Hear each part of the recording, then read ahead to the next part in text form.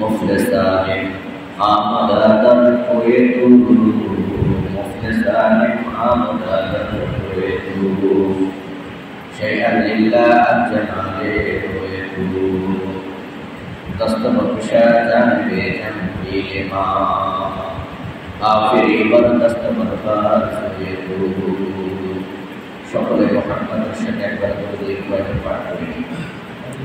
اللهم صل على محمد وعلى آل محمد كما صليت على إبراهيم وعلى آل إبراهيم إنك حميد مجيد اللهم بارك على محمد وعلى آل محمد كما باركت على إبراهيم وعلى آل إبراهيم إنك حميد مجيد اللهم صل على محمد كلما ذكره الذاكرون وكلما غفل عن ذكره الغافلون قالوا سبحانك لا علم لنا إلا ما علمتنا إنك أنت العليم الحكيم معزز محترم সম্মানিত মুসল্লিয়ানে কেরাম মহান আল্লাহ রাব্বুল আলামিনের দরবারে অসংখ্য অগণিত শুকর আল্লাহ রাব্বুল আলামিন দয়া করে মায়া করে মহব্বত করে ভালোবেসে এই পবিত্র মাসে পবিত্র দিনে পবিত্র মুহূর্তে তার ভাবে সবার আগে এসে উপস্থিত হওয়ার তৌফিক এনায়েত করেছেন। এজন্য হৃদয়ের গভীর থেকে মহব্বতের সাথে একবার কালিমাতুশ শুকর আদায় করে সবাই বলে আলহামদুলিল্লাহ।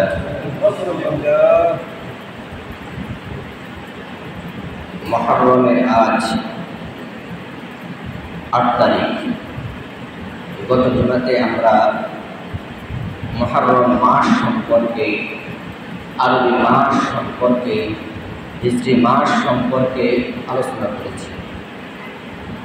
আল্লাহ রাব্বুল আলামিন যদি তৌফিক এনায়েত করেন তাহলে আজকে আমরা মুহররমের ফজিলত এবং আমল সম্পর্কে আলোচনা করব। ওমা তাওফীকি ইল্লা বিল্লাহ। প্রথমত মুহররম কি? মুহররম হলো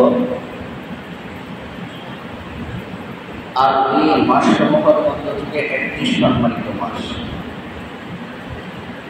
আরবিতে 4টি সম্মানিত মাস আছে, তার মধ্যে থেকে একটি মাস হলো মুহররম মাস। 2 নম্বর হলো আরবি 12 মাসের প্রথম মাস হলো মুহররম মাস।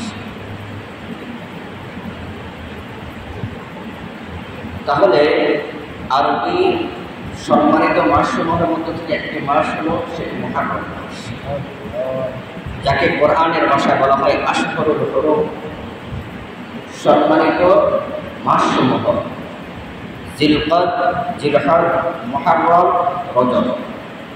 জিলকাদ, জিলহজ, মুহররম, রজব, এই 4টি মাস হলো সম্মানিত মাস। তাহলে এই সম্মানিত মাসসমূহের মধ্যে থেকে একটি মাস হলো মুহররম মাস। আরবি মাস হলো 12টি। ইন্না ইদ্দাতাশ শুহুরি ইনদাল্লাহি 12 শাহর। আল্লাহ তাআলা আসমান এবং জমিন সৃষ্টি করার পর থেকে গণনা হিসাবে আরবি মাস হলো 12টি মাস। তার মধ্য থেকে প্রথম মাস হলো মুহররম মাস। এই মুহররমের অনেক ফজিলত আছে। হযরত আয়েশা সিদ্দিকা রাদিয়াল্লাহু তাআলা আনহা থেকে বর্ণিত, তিনি বলেন রাসূল করিম সাল্লাল্লাহু আলাইহি ওয়াসাল্লাম ইরশাদ করেন, আফদালুস সিয়ামি বা'দা রমাদান শাহরুল্লাহিল মুহররম। রমজান শরীফের রোজার পরে সর্বোৎকৃষ্ট রোজা হলো মুহররম মাসের রোজা। সুবহানাল্লাহ। কাবা শরীফকে যেমন বলা হয় কাবাতুল্লাহ, আল্লাহ তাআলার কাবা, বাইতুল্লাহ, আল্লাহ তাআলার ঘর, ঠিক মুহররম মাসকে বলা হয় শাহরুল্লাহ, আল্লাহ তাআলার মাস। কাবাকে যেমন বলা হয় কাবাতুল্লাহ, আল্লাহর কাবা, মসজিদে হারামকে যেমন বলা হয় বাইতুল্লাহ, আল্লাহর ঘর, ঠিক তদ্রূপভাবে মুহররম মাসকে বলা হয় শাহরুল্লাহ, আল্লাহ তাআলার মাস। তাহলে এই মাসের ফজিলতের জন্য শুধু এতটুকুই যথেষ্ট যে এই মাসকে আল্লাহ রাব্বুল আলামিন নিজের মাস বলেছেন। যেমন আয়েশা রাদিয়াল্লাহু তাআলা আনহা হাদিসের মধ্যে আল্লাহ রাসূল বলেন, আফদালুস সিয়ামি বা'দা রমাদান শাহরুল্লাহিল মুহররম, যে সর্বশ্রেষ্ঠ রোজা হলো রমজান শরীফের উপরে আল্লাহ তাআলার মাস মুহররমের রোজা। সুবহানাল্লাহ। তাহলে মুহররম এর ফজিলতের জন্য এতটুকুই যথেষ্ট যে আল্লাহ রাব্বুল আলামিন এই মাসকে নিজের মাস বলেছেন। এজন্য এই মাসে সকল প্রকার যুদ্ধ বিগ্রহ নিষেধ। যেহেতু 4টি সম্মানিত মাস সমূহের মধ্যে থেকে একটি মাস হলো মুহররম মাস, যে আয়াতের মধ্যে আল্লাহ রাব্বুল আলামিন সম্মানিত মাসসমূহের কথা উল্লেখ করেছেন সূরা তাওবার 36 নম্বর আয়াতে। ওই আয়াতের শেষের দিকে আল্লাহ রাব্বুল আলামিন বলেন, ওয়া'লামু আন্নাল্লাহা মা'আল মুত্তাকিন, তোমরা জেনে রাখো যে আল্লাহ রাব্বুল আলামিন মুত্তাকিনদের সাথেই আছেন। সুবহানাল্লাহ। যেহেতু আল্লাহ রাব্বুল আলামিন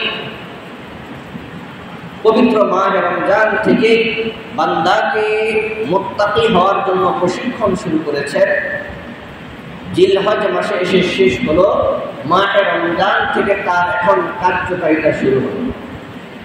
এজন্য মুহররম মাস, এই মাসে গুনাহমুক্ত জীবনযাপন করার চেষ্টা করা।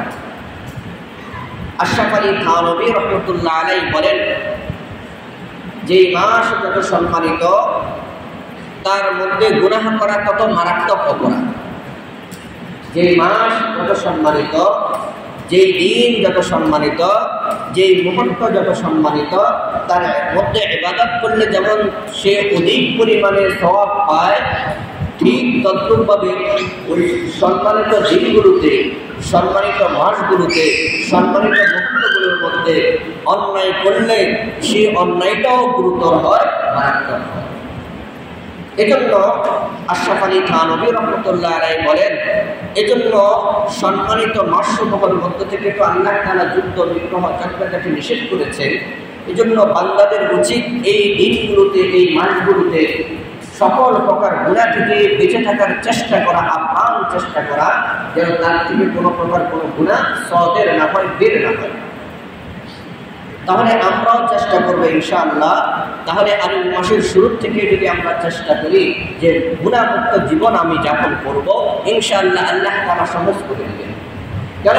কারণ আল্লাহ তাআলা বলেন, ওয়া'লামু আন্নাল্লাহা মা'আল মুত্তাকিন, তোমরা জেনে রাখো যে নিশ্চয়ই আল্লাহ তাআলা মুত্তাকিনদের সাথেই আছেন। তাদের ভালো মন্দ, বিপদ আপদ মুসিবতের সময় আল্লাহ তাআলাই তাদের সঙ্গে হবে। এজন্য মুহররম মাসে আপ্রাণ চেষ্টা করা যেন আমাদের থেকে কোনো প্রকার কোনো গুনাহ না হয়। বেশি বেশি করে তওবা করা, ইস্তেগফার করা, বেশি বেশি করে নেক আমল করা, এগুলো খুব চেষ্টা করা। এই মাসে অনেক অলৌকিক বিষয় আল্লাহ রাব্বুল আলামিন ঘটিয়েছেন। বিশেষত কথিত আছে যে মুহররমের 10 তারিখকে আশুরার দিন বলা হয়। আশুরার দিন, আশুরা শব্দ অর্থ হলো দশম। এই একটা ওয়াজহ তাসমিয়া যে মুহররমের 10 তারিখকে আশুরার দিন বলার কারণ হলো আরবি হিসাবে আশুরা মানে 10, আশুরা অর্থ 10, আশুরা মানে দশম। তাহলে দশম দিন এই হিসাবে 10 তারিখকে আশুরা বলা হয়। আরেকটা ওয়াজহ তাসমিয়া কিতাবের মধ্যে এটা লেখে যে আল্লাহ রাব্বুল আলামিন মুহররমের 10 তারিখে আল্লাহ তাআলার সবচেয়ে প্রিয় 10 জন নবীকে আল্লাহ রাব্বুল আলামিন বিশেষ 10টা নিয়ামত দিয়েছিলেন। সুবহানাল্লাহ। এজন্য এই মাসকে আশুরার মাস বলা হয়। যেমন হযরত আদম আলাইহিস সালাম দীর্ঘদিন আল্লাহ তাআলার কাছে কান্নাকাটি করলেন, করার পরে আল্লাহ রাব্বুল আলামিন এই আশুরার দিন তার দোয়া কবুল করেছেন। সুবহানাল্লাহ। ربنا ظلمنا أنفسنا وإن لم تغفر لنا وترحمنا لنكونن من الخاسرين। আল্লাহ তাআলার কাছে দীর্ঘদিন পর্যন্ত কান্নাকাটি করেছেন, আল্লাহ আমি আমার উপর জুলুম করেছি, অন্যায় করেছি, অবিচার করেছি, অনাচার করেছি, দুরাচার করেছি, আল্লাহ তুমি আমাকে ক্ষমা করুন। তো আল্লাহ রাব্বুল আলামিন আদম আলাইহিস সালামকে এই দিনেই ক্ষমা করেছিলেন। দুই নম্বর হলো হযরত ইদ্রিস আলাইহিস সালামকে আল্লাহ রাব্বুল আলামিন বিশেষ সম্মান দান করেছেন এই দিনে। তিন নম্বর হলো হযরত দাউদ আলাইহিস সালামের দোয়া আল্লাহ রাব্বুল আলামিন এই দিনে কবুল করেছেন। চার নম্বর হলো হযরত সুলাইমান আলাইহিস সালামকে আল্লাহ রাব্বুল আলামিন এমন রাজত্ব দান করেছেন যেটা পৃথিবীর অন্য কাউকে দেন নাই। এক নম্বর হলো নবীও হয়েছে, আবার বাদশাহ হয়েছে, যে এমন রাজত্ব একমাত্র আল্লাহ রাব্বুল আলামিন হযরত সুলাইমান আলাইহিস সালামকে দিয়েছিলেন। আর এই নিয়ামত যেদিন দিয়েছিলেন সেদিন ছিল মুহররমের 10 তারিখ। 10 নম্বর হলো হযরত ঈসা রূহুল্লাহকে আল্লাহ রাব্বুল আলামিন ইহুদিদের থেকে বাঁচানোর জন্য আসমানে যেদিন উঠে নিয়েছিলেন তো সেই দিন ছিল মুহররমের 10 তারিখ। সুবহানাল্লাহ। 6 নম্বর হলো হযরত নূহ আলাইহিস সালাম তার কওমকে দীর্ঘ 900 বছর পর্যন্ত দ্বীনের দাওয়াত দিয়েছিলেন। তাদের মধ্য থেকে মাত্র অল্প কয়েকজন ঈমান এনেছিল। আল্লাহ রাব্বুল আলামিন তখন তার পুরা কওমকে ঈমানদার ছাড়া পুরা কওম আল্লাহ তাআলা মহাপ্লাবনে প্লাবিত করে দিয়েছেন। তারা নৌকার মধ্যে পানির উপরে ভাসতেছিল দীর্ঘদিন। আল্লাহ রাব্বুল আলামিন এই নূহ আলাইহিস সালামকে মুহররমের 10 তারিখে বললেন তুমি আজকে জমিন থেকে নৌকা থেকে জমিনের মধ্যে অবতরণ করো। যেই দিন হযরত নূহ আলাইহিস সালাম নৌকা থেকে সর্বপ্রথম জমিনের মধ্যে অবতরণ করেছিলেন সেদিন ছিল মুহররমের 10 তারিখ। এজন্য নূহ আলাইহিস সালামকে আদমে সানি বলা হয়, কারণ ওনার মাধ্যমে পৃথিবীর নতুন ভাবে আবার মানব সৃষ্টির সূচনা হয়েছে। এর আগে ঈমানদার ছাড়া যারা ছিল সকলকে আল্লাহ রাব্বুল আলামিন মহাপ্লাবনে ধ্বংস করে দিয়েছেন। হযরত মূসা কালিমুল্লাহ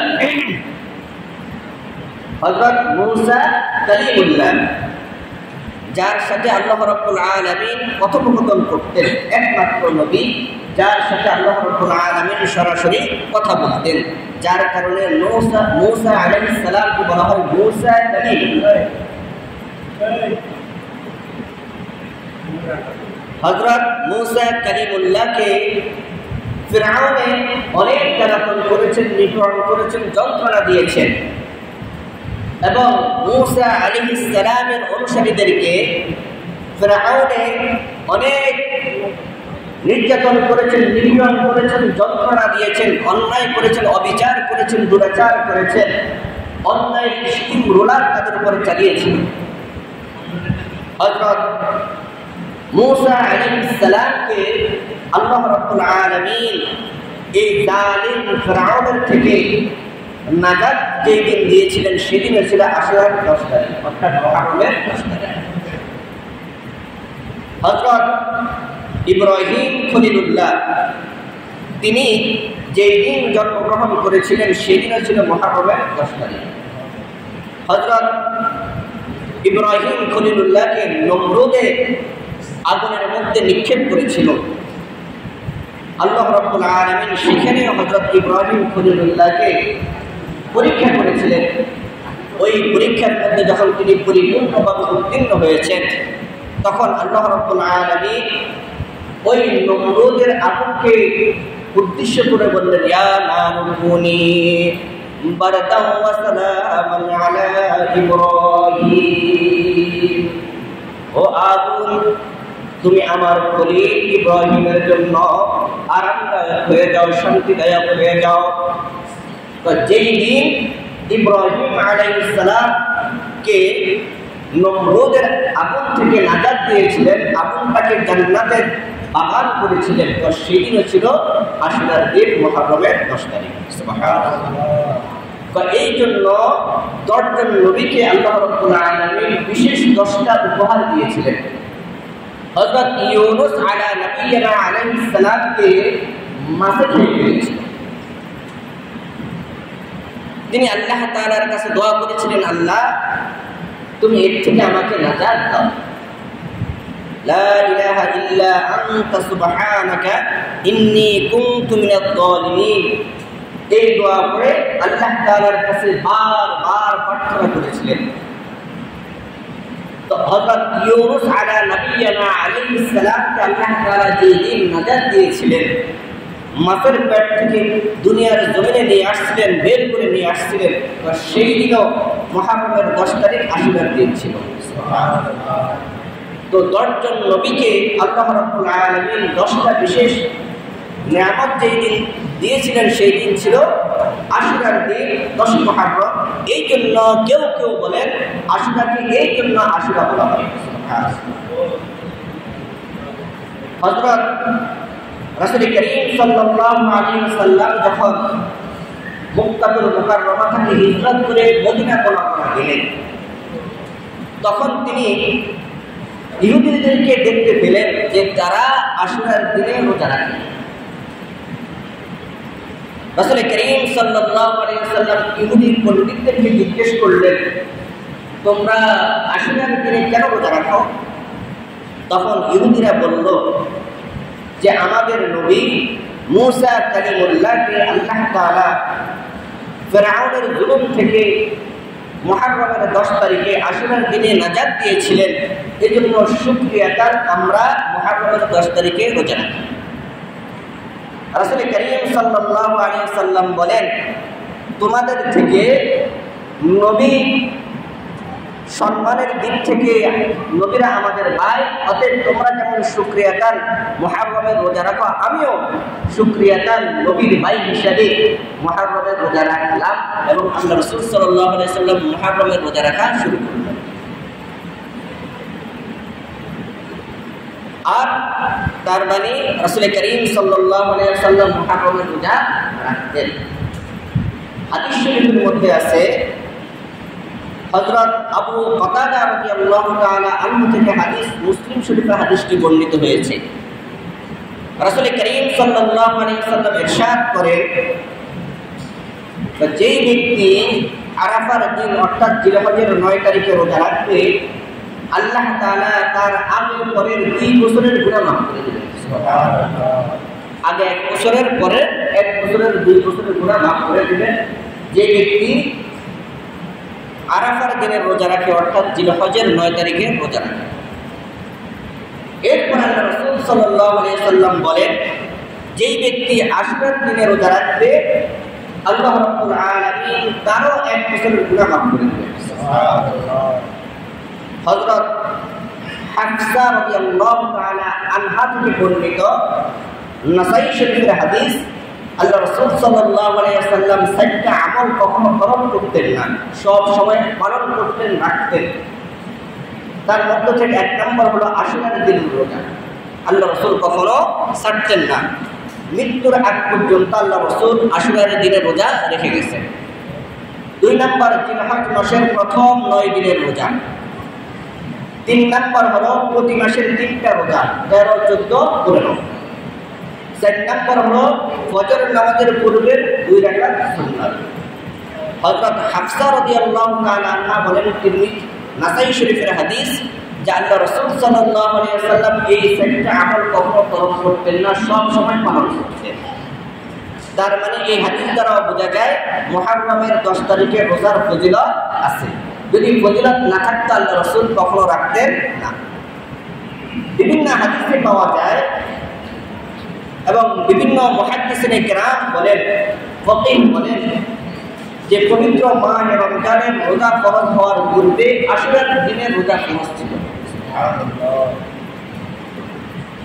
10 দিনের মধ্যে রাসূল করিম সাল্লাল্লাহু আলাইহি ওয়াসাল্লাম মুহররমের রোজা রাখলেন, আশুরার রোজা রাখলেন, সাহাবায়ে কেরামও রাখলেন। রাখার পরে আল্লাহ রাসূল সাল্লাল্লাহু আলাইহি ওয়াসাল্লাম বলেন, আল্লাহ তাআলা যদি আমাকে আগামী বছর বাঁচিয়ে রাখেন, তাহলে আমি আশুরার দিনের একটা রোজা রাখবো না, 2টা রোজা রাখবো, 9, 10 অথবা 10, 11। কেন? ইহুদিদের মুখালাফাত হিসেবে, যেন তাদের সাথে সামঞ্জস্য না হয়, সাদৃশ্য না হয়, তাদের মুখালাফাত হিসাবে ইসলামের আলাদা একটা বৈশিষ্ট্য হিসাবে আমি আশুরার রোজা 2টা রাখবো। আল্লাহ রাসূল সাল্লাল্লাহু আলাইহি ওয়াসাল্লাম আর 10 হিজরির পরে তিনি আর হায়াত পান না। যেহেতু আল্লাহ রাসূল বলে গেছেন, হাদিসে আছে, এই হিসাবে আশুরার রোজা কয়টা হবে?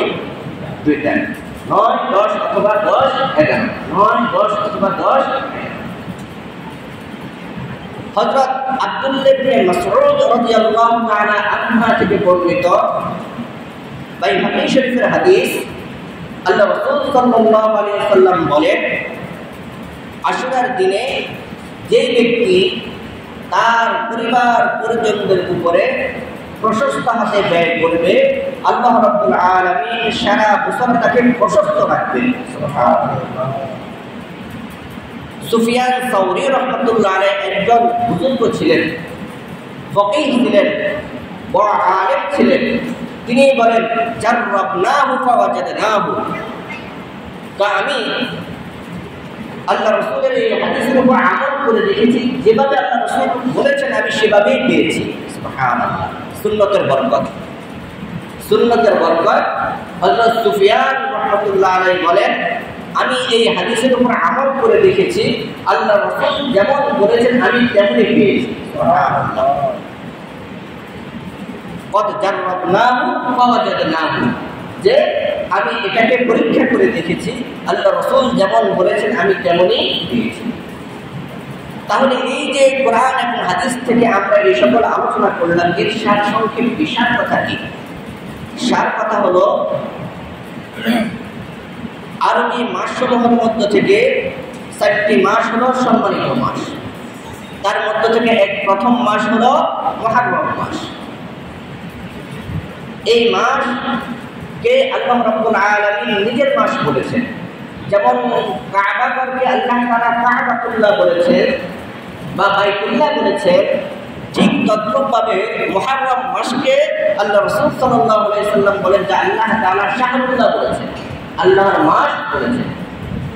তাহলে এই মাসের সম্মানের জন্য এতটুকুই যথেষ্ট। তার মানে অন্যান্য মাসের তুলনায় সম্মানিত মাস হল 4টি, তার মধ্যে থেকে একটি হলো মুহররম মাস, এবং এই মুহররম মাসকে আল্লাহ তাআলা নিজের মাস বলেছেন। এই মুহররম মাসে অধিক পরিমাণে রোজা রাখা, কারণ আয়েশা সিদ্দিকা রাদিয়াল্লাহু তাআলা আনহা বলেন, রমজানের পরে সর্বশ্রেষ্ঠ রোজা হলো মুহররম মাসের রোজা। বিশেষভাবে আশুরার দিনে রোজা রাখা, কারণ আল্লাহ রাসূল বলেন, মুসলিম শরীফের riwayat আবু কাতাদা রাদিয়াল্লাহু তাআলা আনহু থেকে বর্ণিত হাদিস, আল্লাহ রাসূল বলেন, যে ব্যক্তি আশুরার দিনে রোজা রাখে আল্লাহ তাআলা তার 1 বছরের গুনাহ মাফ করেন। এই হিসাবে আশুরার দিনে রোজা রাখা। আগে একটা রাখা হতো, রাসূল সাল্লাল্লাহু আলাইহি ওয়াসাল্লামের জিন্দেগিতে একটা রাখা হতো। 10 হিজরিতে আল্লাহ রাসূল যে বছর ইন্তেকাল করবেন, তিনি ওই বছর আশুরার রোজা রেখেছেন, কিন্তু তিনি বলেছেন যে আল্লাহ তাআলা যদি আমাকে বাঁচায় রাখে তাহলে আমি 2টা রোজা রাখবো, 9, 10 অথবা 10, 11। আপনার ইবনে আব্বাস রাদিয়াল্লাহু তাআলা আনহু থেকে বর্ণিত হাদিস, মুসলিম শরীফের হাদিস, এর থেকে বোঝা যায় আসলে আমরা যারা প্রতিদিন রোজা রাখতে পারবো না, অন্তত কমপক্ষে আশুরার দিনে রোজা রাখবো। যারা আশুরার দিনে রোজা রাখে তারা অন্তত কমপক্ষে কয়টা রোজা রাখবো? 2টা রোজা। একটা রোজা রাখা মাকরুহ, 2টা রোজা রাখা মুস্তাহাব। রাখলে সওয়াব আছে, না রাখলে কোনো গুনাহ নাই, কারণ এটা হলো নফল আমল। করলে সওয়াব আছে, না করলে কোনো গুনাহ নাই, যে আমাকে করতেই হবে এরকম না। এটা হলো নফল আমল, মুস্তাহাব আমল, করলে সওয়াব আছে, না করলে কোনো গুনাহ নাই। তাহলে আমরা পেলাম মুহররম মাস সম্মানিত মাস। এই মাসে বেশি বেশি করে ইস্তেগফার করা দরকার, বেশি বেশি করে দোয়া করা দরকার, বেশি বেশি করে নফল ইবাদত করা দরকার, বিশেষভাবে বেশি বেশি করে রোজা রাখা দরকার। অন্তত কমপক্ষে আশুরার দিনে রোজা রাখা দরকার, 2টা রোজা রাখা। আরেকটা আমল যেটা আল্লাহ রাসূল বলেছেন, আব্দুল্লাহ ইবনে মাসউদ থেকে হাদিস, বাইহাকী শরীফের হাদিস, যে ব্যক্তি নিজের আহলে আয়ালের উপরে প্রশস্ত হাতে ব্যয় করবে, আল্লাহ তাআলা তার পরিবারকে প্রশস্ত রাখবেন সারা বছর। তাহলে আমরা আরেকটা আমল পাই, এই দিন আমরা আমাদের সামর্থ্য মতে ইসরাফ করবো না, অপব্যয় করবো না। সামর্থ্য অনুযায়ী নিজের পরিবার পরিজনদের উপরে ভালো খাবারের ব্যবস্থা করা, ভালো আয়োজন করা। তাহলে ইনশাআল্লাহ হাদিসের বরকতে, সুন্নতের বরকতে হয়তো বা আল্লাহ তাআলা আমাদেরকে সারা বছর প্রশস্ত রাখবেন। যেহেতু হযরত সুফিয়ান সাউরি রাহমাতুল্লাহ আলাইহি একজন আল্লাহর ওলি ছিলেন, ফকিহ ছিলেন, মুহাদ্দিস ছিলেন, বড় আলেম ছিলেন। তিনি বলেন, জাররাবনাহু ফাওয়াজাদনা, যে আমি এটা পরীক্ষা করে দেখেছি, আল্লাহ রাসূল যেভাবে বলেছেন আমি সেভাবেই পেয়েছি। আসলে সুন্নতের বরকত, আমি বুঝি বা না বুঝি, সুন্নতের বরকত। সুন্নতের উপর যারাই আমল করবে তারাই বরকত পাবে, তারাই সৌভাগ্যশীল হবে। তাহলে এই আমলগুলো আমরা করব। বিশেষভাবে মুহররম মাসে কখনো ঝগড়া বিবাদ আমরা করব না, অশ্লীল কথা বলবো না, গুনাহের কাজ থেকে বেঁচে থাকার আপ্রাণ চেষ্টা করব। তাহলে ফায়দা কি?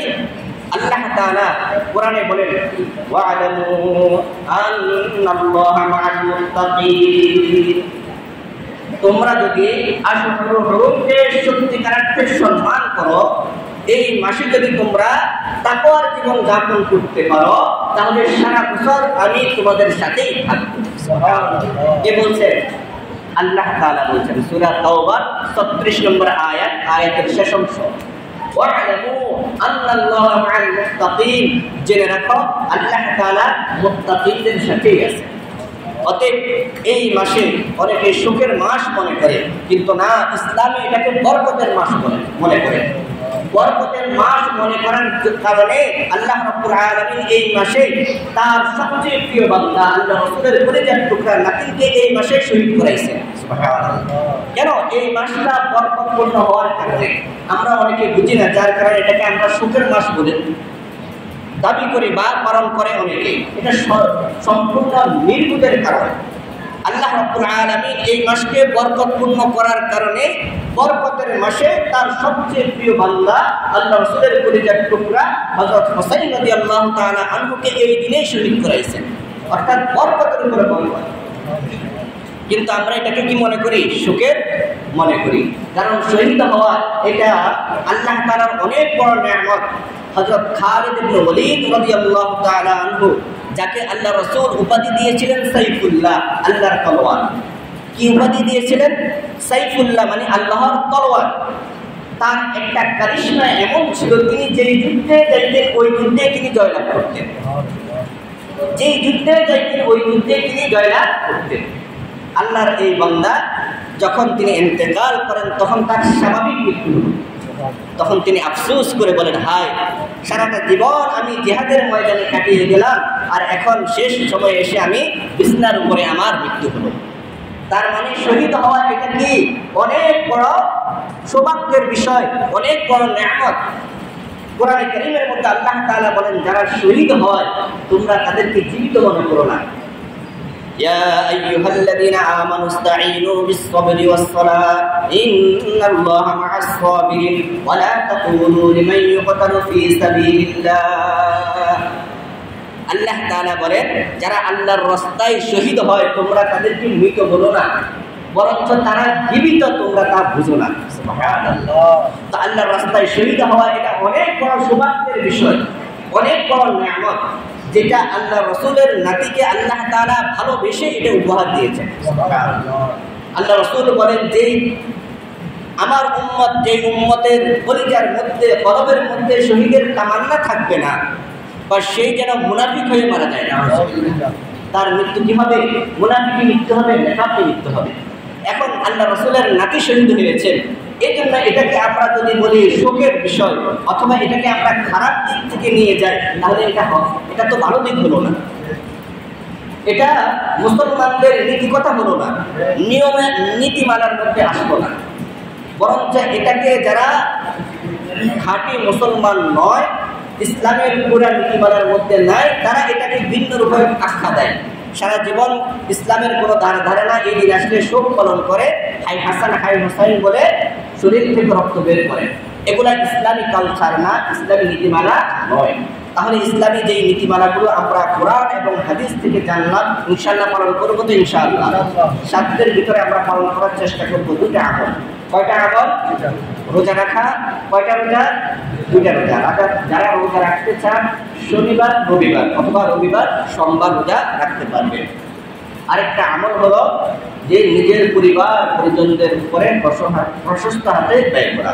আল্লাহ তাআলা আমাদের সকলকে সুন্নাত তরিকায় জিন্দেগি যাপন করার তৌফিক এনায়েত করুন। সকলে আমিন।